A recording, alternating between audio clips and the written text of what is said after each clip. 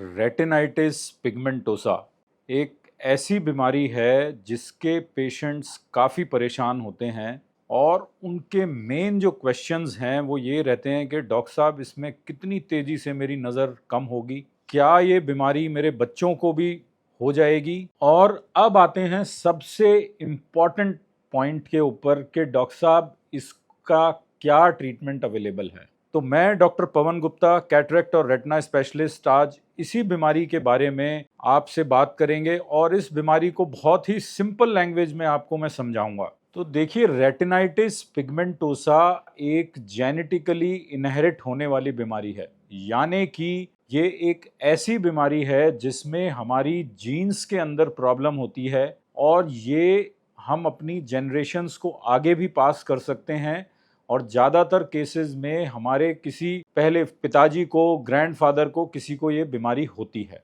Second, ये बीमारी progressive है, यानी कि धीरे धीरे करके ये बीमारी बढ़ती जाती है और मेनली इस बीमारी के अंदर जो स्ट्रक्चर अफेक्ट होता है उसको हम कहते हैं photo receptor layer of retina, यानी कि जो हमारी लाइट सेंसिंग स्ट्रक्चर है रेटिना का, उसमें ये बीमारी असर होती है और पेशेंट की नज़र धीरे धीरे करके कम होनी शुरू हो जाती है। मेन सिम्टम जो इस बीमारी के अंदर पेशेंट को आते हैं, सबसे पहला होता है नाइट ब्लाइंडनेस, कि आपको रात में देखने में दिक्कत होती है।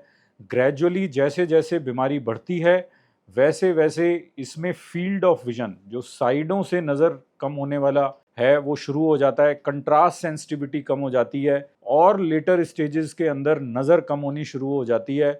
कलर विजन पे फ़र्क पड़ने लग जाता है और किसी किसी केस में जब ये बहुत ज़्यादा बढ़ जाए तो आपकी सेंट्रल विजन के ऊपर भी असर पड़ सकता है। तो मेन जो क्वेश्चन पेशेंट्स का रहता है कि भाई हमारे पर्दे के अंदर ऐसा क्या हो गया जो हमें ये दिक्कत हो गई। तो इस बीमारी को आगे और डिटेल में समझने से पहले एक बार ये देखते हैं कि हमारा पर्दा एक्चुअली कैसे बना होता है। तो रेटिना जो है बेसिकली 10 लेयर्स का बना होता है और उसमें एक के ऊपर एक के ऊपर एक लेयर लगी होती है। और इस बीमारी में, जैसा मैंने पहले बताया, फोटो रिसेप्टर लेयर, यानी कि ये वाली जो लेयर है इसके ऊपर सबसे ज़्यादा असर आता है। ये लेयर जो है एक ग्रेजुअली अपने आप को मेंटेन नहीं कर पाती और इसमें सबसे पहले एक होते हैं रॉड सेल्स, उनके ऊपर असर आना शुरू होता है और ग्रेजुअली जैसे जैसे बीमारी बढ़ती है तो रॉड सेल पहले अफेक्ट होते हैं, फिर कोन सेल अफेक्ट होते हैं और फिर लास्ट में सबसे नीचे वाली जो लेयर है, ये जो पिगमेंट एपिथेलियम लेयर, इसके ऊपर असर आना शुरू होता है। और जब ये एडवांस स्टेज में हो जाए तो ये पिक्चर हो जाती है हमारे पीछे पर्दे की, कि इसमें जगह जगह पिगमेंट क्लम्प्स इकट्ठे हो जाते हैं। ये जो काले काले धब्बे आपको दिख रहे हैं, ये एबनॉर्मल धब्बे हैं। नॉर्मल पर्दा ऐसा नहीं होता। जो पीछे की नस है इसका रंग पिंक होता है, ये पीला होना शुरू हो जाता है। ये हमारे जो ब्लड वेसल्स हैं ये सारे पतले होने शुरू हो जाते हैं और जब ये इस स्टेज पे पहुंच जाती है तो पेशेंट को अपनी डे टू डे एक्टिविटी करने में, बाहर सनलाइट में जाने में बहुत ज़्यादा प्रॉब्लम होती है। तो मेन क्वेश्चन जो पेशेंट हमसे पूछते हैं कि डॉक्टर साहब इसमें किस स्पीड से ये बीमारी बढ़ेगी और क्या मेरी नज़र पूरी तरीके से चली जाएगी, क्या मैं ब्लाइंड हो जाऊंगा। तो देखिए, बीमारी का आज की डेट में कोई कॉन्क्रीट ट्रीटमेंट तो अवेलेबल नहीं है, लेकिन हम कुछ इन्वेस्टिगेशंस की हेल्प से ये ज़रूर डिटरमाइन कर सकते हैं कि एक पर्टिकुलर पेशेंट के अंदर ये बीमारी किस स्पीड से बढ़ रही है। उसमें 3 मेन इन्वेस्टिगेशन हैं। सबसे पहला होता है विजुअल फील्ड इन्वेस्टिगेशन। सिंपल सा टेस्ट है, आपको एक कंप्यूटर स्क्रीन पे लाइट दिखाते हैं और पेशेंट को बटन दबाना होता है। इससे हमें ये आइडिया लगता है कि पेशेंट की साइडों की नज़र पे कितना असर आ रहा है और अगर ये टेस्ट हम हर साल रिपीट करते रहें तो हमें एक प्रोग्रेशन की स्पीड का आइडिया लग जाता है। सेकंड टेस्ट होता है इसके अंदर ओसीटी, ऑप्टिकल कोहेरेंस टोमोग्राफी। इसमें जो है पर्दे की जो 10 लेयर्स हैं उसकी एनालिसिस हो जाती है और जो लेयर, जो फोटो रिसेप्टर लेयर है, उस पर कितना असर आ रहा है, कितना पर्दा हमारा पतला हो रहा है, वो हम ईयर टू ईयर हम जान सकते हैं।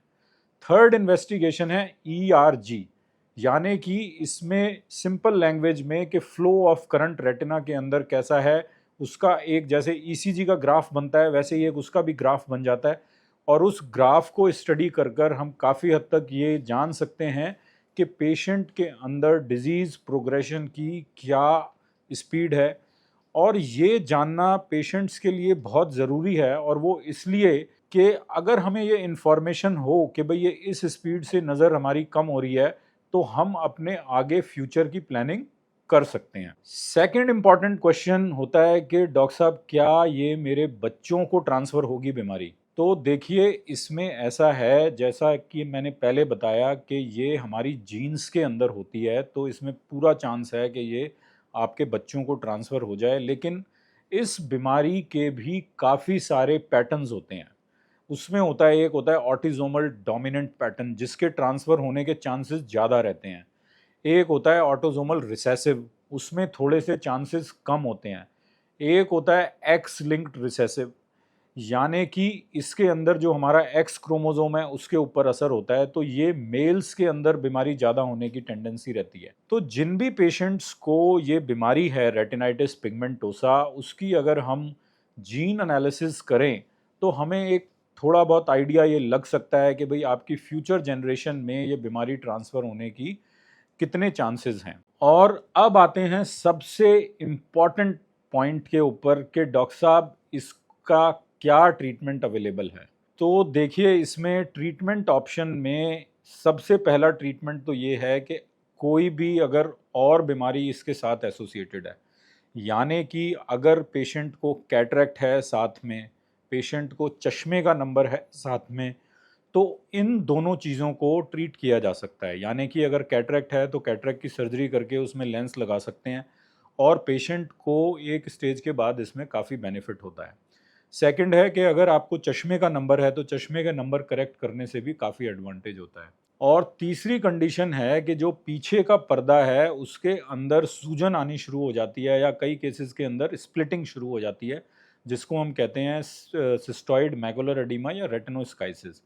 तो उन केसेस के अंदर कुछ आई ड्रॉप्स या खाने की गोली देकर उसको किसी हद तक कंट्रोल किया जा सकता है। सेकंड क्वेश्चन होता है कि भाई इसमें इस बीमारी को रोकने के लिए क्या कर सकते हैं, या इसको ठीक करने के लिए क्या कर सकते हैं।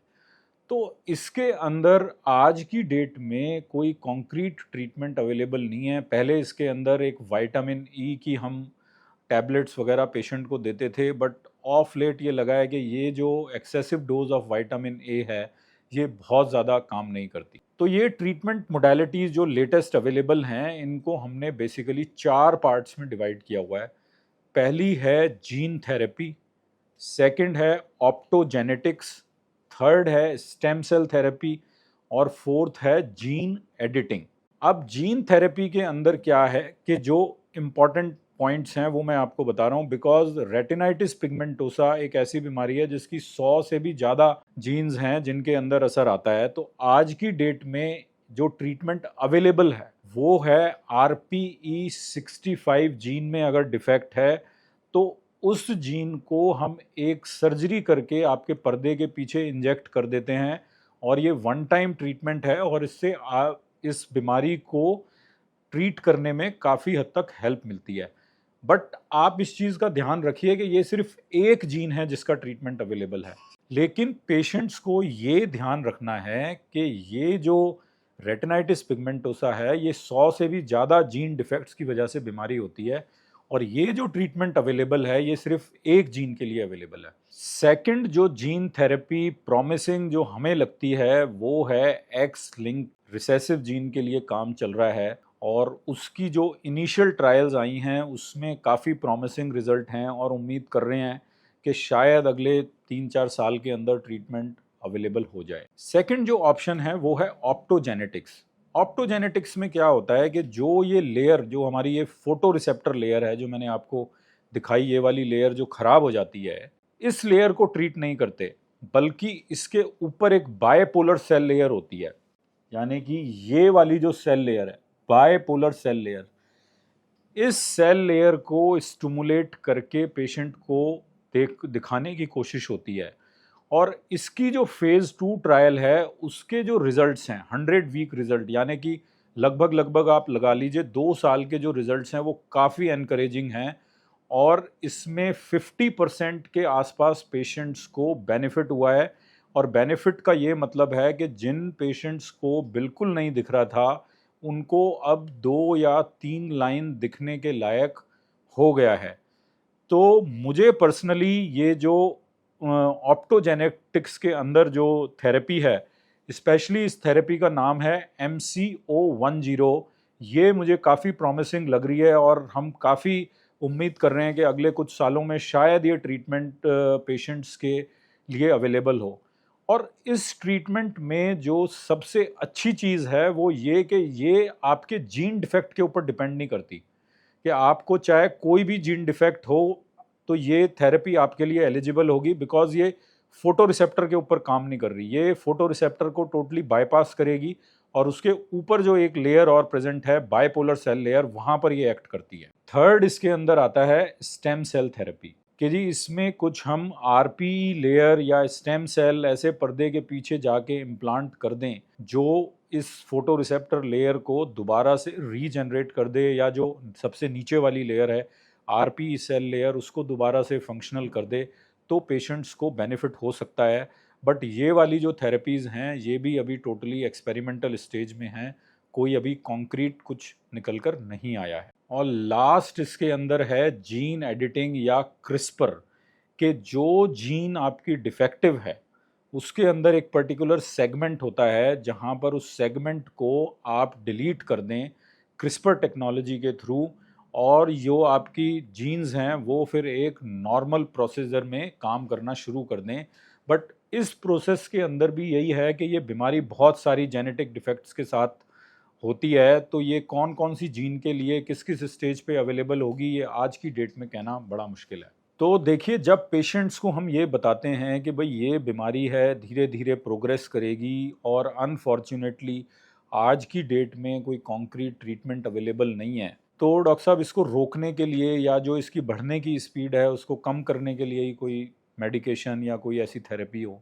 तो देखिए, इसमें शुरू में तो हम विटामिन ए पेशेंट्स को प्रिस्क्राइब करते थे कि भाई विटामिन ए से कुछ प्रोग्रेशन कम हो जाए। बट ऑफ लेट हमने ये रियलाइज़ किया कि भाई ये विटामिन ए की जो थेरेपी है ये भी कोई बहुत ज़्यादा हेल्पफुल नहीं है। इसमें जो एक्सपेरिमेंटल कंपाउंड एक है नेक, एन एसिटाइल सिस्टीन अमाइड, यानी कि ये कंपाउंड अभी फेज 3 ट्रायल के अंदर है और जो रिजल्ट्स अवेलेबल हैं वो थोड़े प्रॉमिसिंग लग रहे हैं कि शायद ये जो इलाज है ये अगले 1.5-2 साल के अंदर अवेलेबल हो और इस ट्रीटमेंट से बीमारी के बढ़ने की जो स्पीड है उसको स्लो डाउन करने में थोड़ी हमें मदद मिले। काफ़ी पेशेंट्स हमसे पूछते हैं बायोनिक आई के बारे में कि डॉक्टर साहब के आई रिप्लेस हो जाएगी क्या, आर्टिफिशियल आई लग जाएगी या बायोनिक आई लग जाएगी क्या। तो देखिए, मैं आपको एक चीज़ ये बताऊं कि ये जो बायोनिक आई है, फर्स्ट ऑफ ऑल ये उन्हीं केसेस में एलिजिबल है जहां पर नज़र ऑलमोस्ट ख़त्म हो गई है और ये इम्प्लांट लगने के बाद भी पेशेंट को कोई बहुत ज़्यादा नहीं दिखता है, सिर्फ लाइट वगैरह दिखती है या एक छड़ी के सहारे थोड़ा बहुत वो इधर उधर घर के अंदर चल सकता है। तो पेशेंट्स के लिए बायोनिक आई आज की डेट में ट्रीटमेंट ऑप्शन नहीं है।